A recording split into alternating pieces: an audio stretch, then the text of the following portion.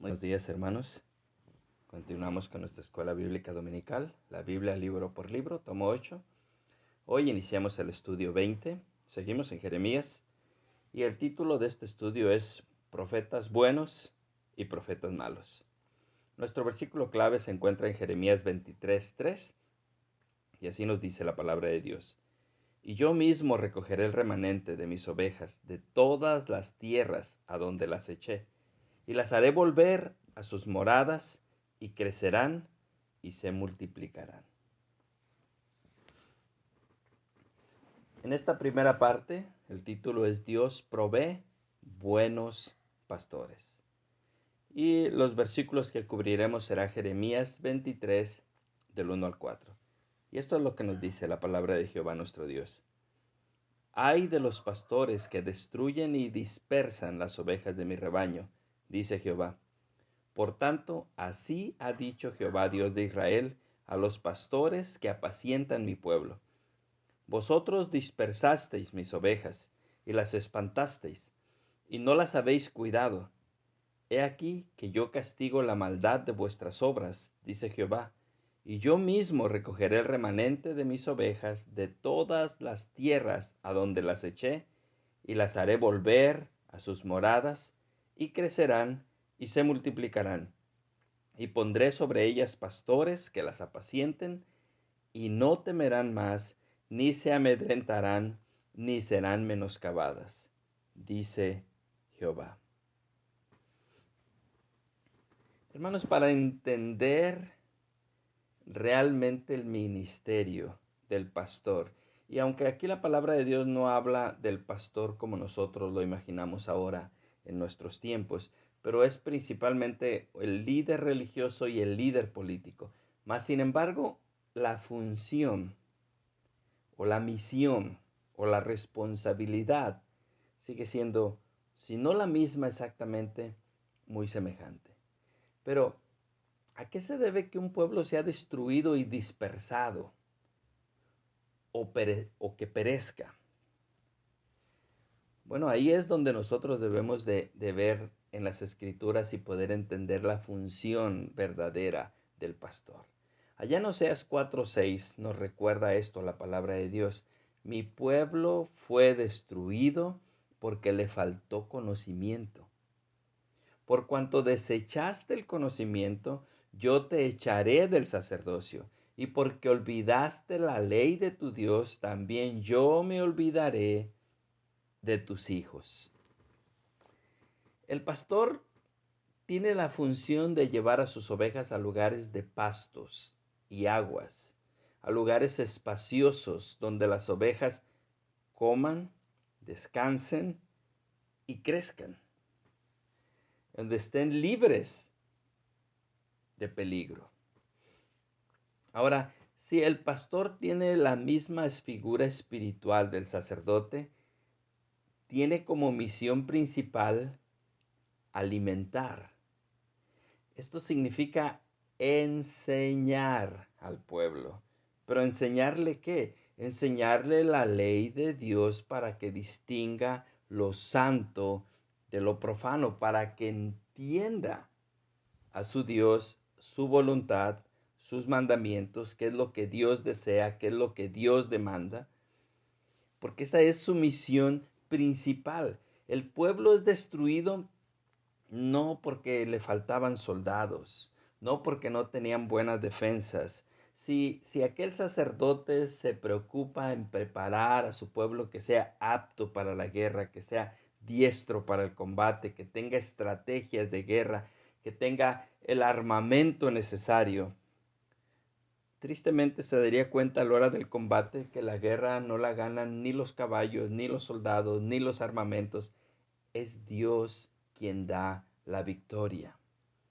Entonces, la misión principal de aquel pastor es enseñar al pueblo la ley de Dios. Allá en Ezequiel 44:23 dice la palabra de Dios, y enseñarán a mi pueblo a hacer diferencia entre lo santo y lo profano. Y les enseñarán a discernir entre lo limpio y lo no limpio. Porque debemos recordar que las bendiciones de Dios a su pueblo estaban condicionadas a la obediencia de la ley de Dios y las maldiciones estaban condicionadas a la desobediencia de la ley de Dios. De manera que cuando nosotros escuchamos que Israel fue destruido o fue dispersado o fue vencido en combate, debemos de entender inmediatamente que no fue porque no tuvieron suficientes soldados. Hubo ocasiones en que ganaron las guerras sin necesidad de mover un solo brazo. No fueron destruidos o dispersados por falta de soldados o por falta de entrenamiento, que todo eso es válido y es bueno. Pero la palabra de Dios nos enseña una y otra y otra y otra vez que cuando fueron destruidos, que cuando fueron dispersados, que cuando fueron vencidos, fue porque se olvidaron de la ley de Dios, porque se apartaron de su Dios. Y a causa de ello vino su destrucción. Lo que significa que el estado espiritual de ese momento, cuando Dios está hablando, es un pueblo en donde tanto el rey como los sacerdotes se olvidaron de instruirlo en la ley de Dios. ¿Y qué tenemos hoy en día? El pueblo de Dios no quiere conocer la ley. Es interesante, pero ustedes mirarán siempre una iglesia que si se les instruye para que disciernan entre lo santo y lo profano, entre lo limpio y lo impuro o lo no limpio, es poco. Es poco el pueblo porque no quieren escuchar. ¿Qué quieren escuchar? Quieren que se les hable de misterios, de enigmas, de profecías. En otras palabras, es que siendo bebés y necesitando leche espiritual, quieren viandas, quieren carne, quieren comida fuerte, sin nunca haber digerido ni siquiera los principios más básicos del conocimiento de Dios. Y el pastor erra porque se engaña a sí mismo creyendo que su misión es complacer a las ovejas, perdón. Que esa es su misión es ver qué ocupan, qué quieren, qué necesitan, dónde les duele, a dónde va por ellos, de dónde los trae, y que todo eso es importante también, pero la esencia del pastor sigue siendo la misma que la esencia del sacerdote en el Antiguo Testamento. Instruir al pueblo que haga diferencia entre lo santo y lo profano, entre lo limpio y lo no limpio. Porque cuando un pueblo conoce y obedece la ley de Dios, ¿qué le va a acontecer? Va a recibir bendición, porque así Dios lo estipuló. Le irá bien en todo lo que haga. Bendito será su esfuerzo, bendita será su lucha, bendito será su hogar, bendito será el fruto de su vientre, bendito será el campo donde trabaje, bendito será el ganado que críe. Bendición tras bendición vendrá a su hogar. Y todo lo contrario, cuando aquel pueblo desobedece, ya sea porque ignora, ya sea porque es rebelde, ya sea porque es necio, ya sea porque no quiere conocer la ley de Dios, la maldición entrará a su hogar. Pero repito, al igual que en aquel tiempo, hoy es la misma confusión. En aquel tiempo el rey se procuró porque el pueblo fuera próspero y negoció con quien no debía. Y dejó entrar la idolatría porque fomentaba el comercio y porque al pueblo le daba ciertas libertades y porque el pueblo se entretenía. Y el sacerdote dejó de enseñar la ley de Dios y se dedicó a enseñar otras cosas, pensamientos de hombre, filosofías de hombres. Y pudiéramos decir que es probable que Israel estuviera militarmente y económicamente en buen estado. Sin embargo, ese pueblo era sostenido por la mano de Dios y en el momento en que ellos se olvidaron de su Dios, Dios los entregó a cautividad. Y ya no importó si tenían o no tenían buenos ejércitos, si tenían o no tenían buenos comercios, si había o no había riquezas. aquel pueblo que se levantaba para destruirlos no le importaría nada de eso. Imagino que deberíamos de haber aprendido esa lección nosotros, a leerla una y otra vez, porque para eso quedó escrita, para nuestra bendición y como ejemplo para nosotros. Pero hoy en día el pastor cae en la misma trampa. Él cree que su misión es complacer a las ovejas. Y las ovejas demandan esto y demandan aquello y piden esto y quieren esto otro más, pero lo que no quieren es escuchar la ley de Dios, mucho menos obedecerla. Ellos quieren leyes y pensamientos humanos que les traigan prosperidad, que les traigan placer. No le hace que sea temporal, porque eso es lo que la carne pide. Por lo cierto que el pueblo pereció. No hicieron su función. ¿Y qué dijo Dios que haría? Y gloria a Dios por ello, porque Él nunca va a depender de nuestra función como pastores, sino que Él tomará la iniciativa en todas las cosas. Él mismo recogerá a su pueblo. ¿Pero cuándo? Cuando el castigo de su fruto. Entonces, allá hasta donde los esparció, allá donde los entregó, allá donde los envió, desde allá los traerá. ¿Y por qué digo que cuando el castigo de su fruto? Porque cuando Dios castiga a su pueblo no es para destruirlo, sino para que se arrepienta y se vuelva a Dios.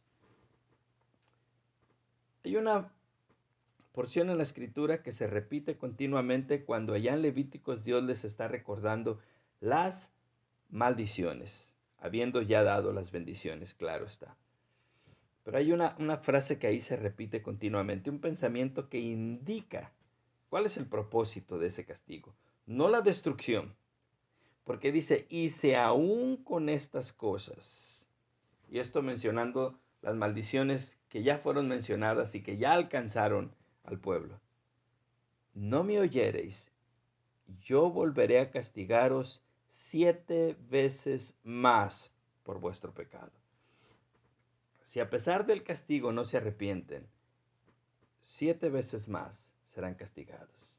Y si aún así no se arrepintieran, 7 veces más serán castigados, a fin de que el propósito del castigo se cumpla. Pero cuando se cumpla, así sea destierro, así sea cautividad, una vez que se cumpla, Dios mismo recogerá a su pueblo desde donde quiera que esté y lo establecerá tal como lo prometió.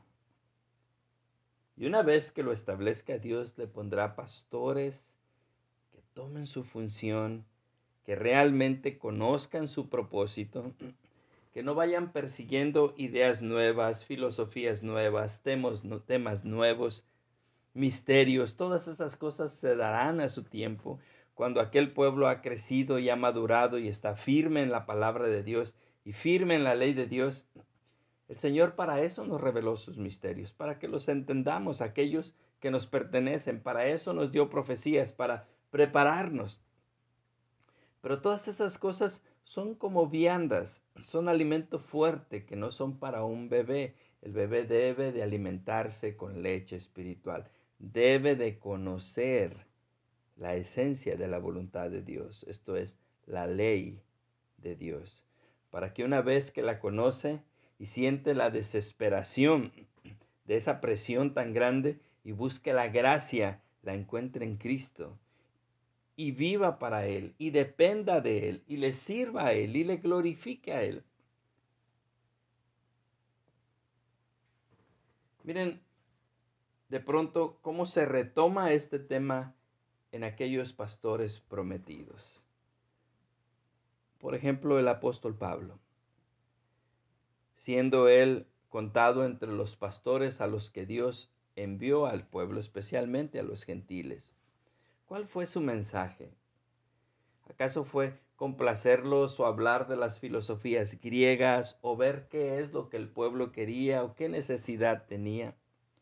Siempre habló acerca de volverse a Dios, de arrepentirse, de tener una vida digna de aquel que nos llamó, de aquel que dio su vida por nosotros, que todo aquel que invocar el nombre del Señor tiene que tener cierta conducta, tiene que saber delante de quién anda y tiene que servirle con amor y gozarse en él. Y cuando habla acerca del castigo, porque hemos hablado que cuando el castigo dé su fruto, dice que nos examinemos a nosotros mismos para que no seamos juzgados. Pero si fuésemos juzgados, dice, mas siendo juzgados, somos castigados por el Señor para que no seamos condenados con el mundo. Fíjense cómo se retoma entonces el tema principal. Examínate a ti mismo. ¿Y dónde nos podemos examinar? Bueno, si lo comparamos en estos momentos, me examino en un espejo. Y eso es precisamente la ley, un espejo que te muestra quién eres, en qué has fallado. El espejo no es el fin. Verse en el espejo simplemente por verse no es el fin de nadie, es verse para tomar una decisión, para tomar una dirección. Y el fin de ese espejo es que nosotros podamos mejorar nuestro aspecto. El fin de la ley es Cristo. De manera que, ¿qué podríamos decir de esos pastores que el Señor enviará a que pastoreen a sus ovejas? Van a retomar el principio básico y tienen que avanzar conforme avancen las ovejas. Primeramente, enseñarles la ley de Dios, los mandamientos, los estatutos, que conozcan qué es lo que Dios quiere, qué es lo que Dios piensa, qué es lo que Dios busca en nosotros, para que de esa manera, teniendo lo más fundamental de nuestra fe, podamos avanzar y dejemos de depender de nosotros mismos y empecemos a depender completamente de Dios. Mientras el cristiano no conoce la ley de Dios, siempre va a ser arrogante, que cree que de alguna manera merece la salvación, que cree que él hizo algo para ganársela, que cree que realmente Dios vio en algo en él y que por eso Dios lo llamó a salvación. Pero cuando viene y conoce la ley, se da cuenta que si infringe uno de los mandamientos, y hablando de los 10, excluyendo todos los demás mandamientos que Dios dejó en su palabra y hablando solo de 10, si infringe uno, se hace culpable de todos los demás. Y entonces, ¿en dónde está su arrogancia? ¿En dónde está su justicia? ¿En dónde está su perfección? No la encuentra por ningún lado. Y entonces ahora sí entiende que es la gracia y solo la gracia de Dios que lo mantiene de pie y que por gracia fue salvo, no por obra que él haya hecho, no por acción que haya tomado él. Por gracia fue salvo, por medio de la fe. Y ni siquiera eso fue de él, sino que es don de Dios. Damos gracias a Dios que Él establecerá pastores para su pueblo y que Él recogerá a su pueblo desde donde quiera que esté. Tú que estás oyendo, si eres pastor, no trates de complacer a las ovejas, es difícil y la presión es grande, pero complace mejor a quien te dio la comisión. Enseña al pueblo a discernir entre lo santo y lo profano, entre lo limpio y lo impuro, o lo no limpio, como fundamento, y todas las demás cosas se van a dar en añadidura. Pero si vas tras la complacencia de aquellas ovejas, entonces el Señor dijo que juzgará a esos pastores que destruyeron y dispersaron a su pueblo y establecerá pastores que hagan su voluntad. Dios nos fortalezca y nos ayude. Y a ti, hermano y hermana que me escuchas, ora por tu pastor. Ora por tu pastor para que tome la comisión que Dios le encargó y sea de gran bendición para su iglesia. Dios les bendiga y hasta nuestro siguiente estudio.